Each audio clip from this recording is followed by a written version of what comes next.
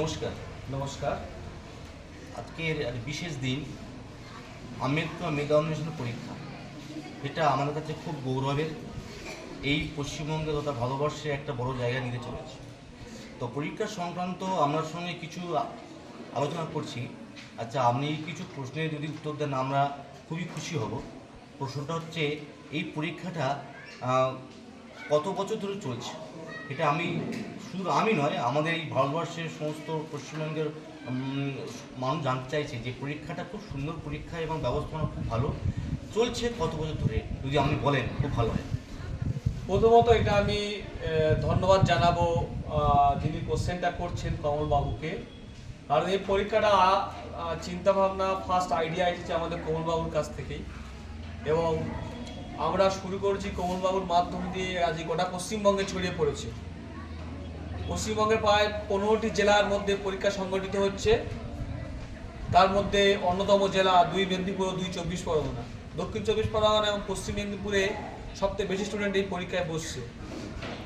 এছাড়াও 2 দিনাজপুর, হাওড়া, হুগলি, মালদা, মুর্শিদাবাদ, বীরভূম, বর্ধমান, নদিয়া বিভিন্ন জেলায় পরীক্ষা সংগঠিত হয়েছে। এই পরীক্ষার উদ্দেশ্য হলো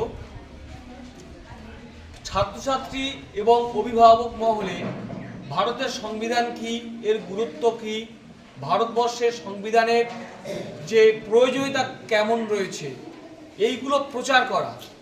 একজন ভারতবর্ষের নাগরিক হিসাবে, একজন অধিবাসী হিসাবে, একজন সচেতন নাগরিক হিসাবে প্রতিটি মানুষের প্রয়োজনীয়তা রয়েছে ভারতের সংবিধান কি এবং কেমন। কারণ এটা না জানলে দেশবাসী হওয়া যায় না।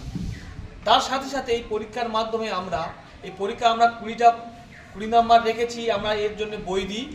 80 নাম্বার রয়েছে অন্যান্য সাবজেক্টে, মানে তাদের পাঠ্যসূচির মধ্যে রয়েছে।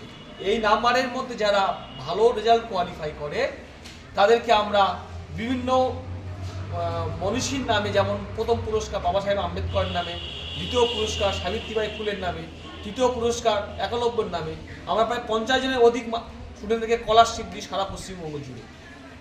এই পরীক্ষাটা 5ম বর্ষে আজকে পদার্পণ করেছে।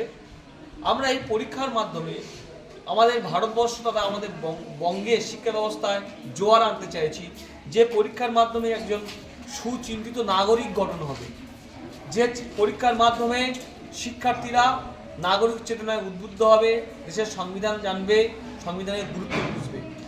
ধন্যবাদ।